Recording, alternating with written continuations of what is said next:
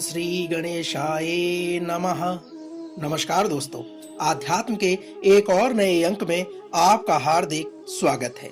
दोस्तों, प्रथम पूजनीय मंगल मूर्ति गणेश भगवान के भक्तगण चतुर्थी के दिन संकष्टी चतुर्थी का व्रत रखते हैं।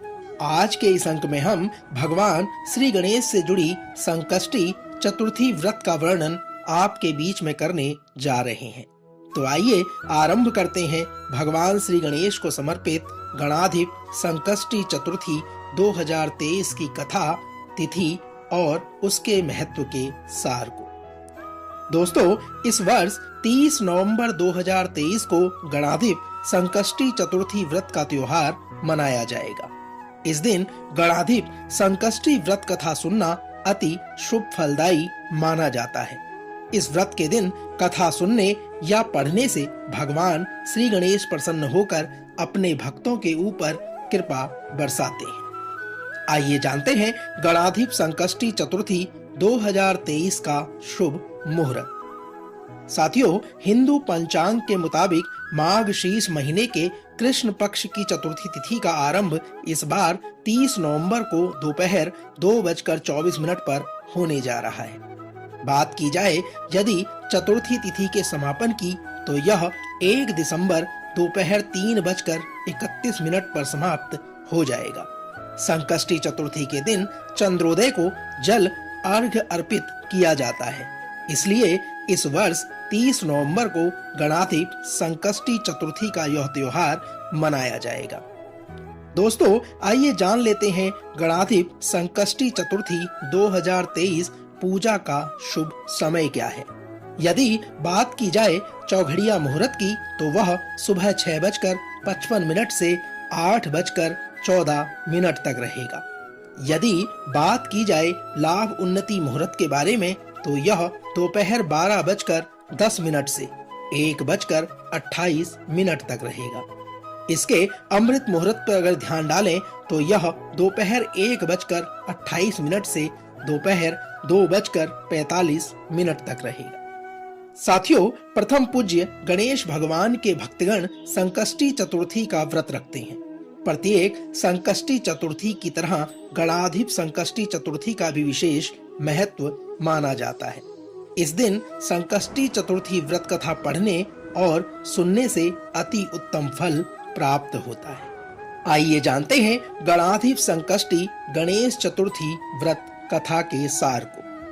साथियों, पौराणिक कथा के अनुसार एक समय पांडव राजा युधिष्ठिर ने भगवान श्री कृष्ण से संकष्टी चतुर्थी व्रत का महत्व बताने को कहा। तब भगवान श्री कृष्ण ने रामायण से जुड़ी एक कथा युधिष्ठिर को सुनाई। भगवान श्री कृष्ण ने कहा, एक बार अयोध्या के राजा दशरथ ने जंगल में रहने वाले एक गरीब और दृष्टि बाधित दंपति के इकलौते पुत्र श्रवण कुमार पर गलती से बाण चला दिया, जिससे श्रवण कुमार की मृत्यु हो गई। जब दृष्टि बाधित श्रवण कुमार के माता पिता को यह सच्चाई पता चली, तो वह अपने पुत्र का वियोग सहन न कर सके और उन दोनों ने अपने प्राण त्याग दिए। यहाँ दंपति के द्वारा अपना प्राण त्यागने से पूर्व राजा दशरथ को उन्होंने उनके पुत्र से अलग होने की पीड़ा सहने का शाप दे दिया। यह शाप सच साबित हुआ जब कई वर्षों के पश्चात राजा दशरथ को अपनी पत्नी कैकेयी के कहने पर अपने सबसे प्रिय पुत्र राम को अपने राज्य से बाहर जाते हुए देखने का दर्द सहना पड़ा। साथियों, एक दिन लंका के राजा रावण ने राम और लक्ष्मण की अनुपस्थिति में सीता का अपहरण करने की योजना बनाई।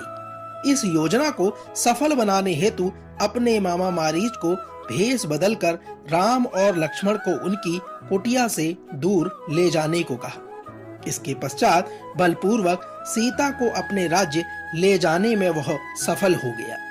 जब पंचवटी में स्थित अपने साधारण निवास में राम लक्ष्मण मारीच को मार कर आए, तो वहां पर सीता को न पाकर उनकी तलाश में दक्षिण दिशा की ओर चल पड़े। वहां उनकी मुलाकात सुग्रीव और उनके एक मित्र हनुमान से हुई। जब सुग्रीव की सेना ने सीता की खोज शुरू करवाई, तो उनकी मुलाकात संपाति से हुई। संपाति जटायु के बड़े भाई थे।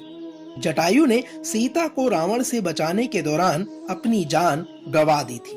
अपनी दिव्य दृष्टि से संपन्न संपाति ने सुग्रीव को समुद्र पार रावण के राज्य के बारे में बताया था। संपाति ने यह भी कहा था कि उनके सभी सैनिकों में से केवल हनुमान ही इस समुद्र को पार कर सकते हैं। हालांकि उस समय हनुमान को यह सुनकर आश्चर्य हुआ कि वह इतने विशाल समुद्र को कैसे पार कर सकते हैं। तो संपाति ने उन्हें संकष्टी चतुर्थी व्रत का पालन करने को कहा। हनुमान ने संपाति द्वारा सुझाए गए संकष्टी चतुर्थी व्रत का सच्ची श्रद्धा और भक्ति भाव से पालन किया और भगवान श्री गणेश की संकष्टी चतुर्थी का व्रत भक्ति भाव के साथ मनाया तथा समुद्र पार करने में सफल हुए। इसके पश्चात कहा जाता है कि रावण का पतन हुआ तथा श्री राम को रावण पर विजय प्राप्त हुई। इसलिए भगवान श्री कृष्ण ने युधिष्ठिर को संकष्टी चतुर्थी का व्रत करने को कहा ताकि वह अपने दुश्मनों को हराकर विजयी हो सके। दोस्तों, इसके पश्चात युधिष्ठिर ने भी भगवान श्री गणेश को समर्पित संकष्टी चतुर्थी का व्रत किया और कौरवों को हराकर अपना राजपाट हासिल किया। दोस्तों, तो यह तो थी भगवान श्री गणेश से जुड़ी संकष्टी व्रत कथा का सार। हम आशा करते हैं कि आज का यह अंक आपको अवश्य पसंद आया होगा। कल एक और नए अंक के साथ फिर आपसे होगी मुलाकात। तब तक ओम श्री गणेशाय नमः।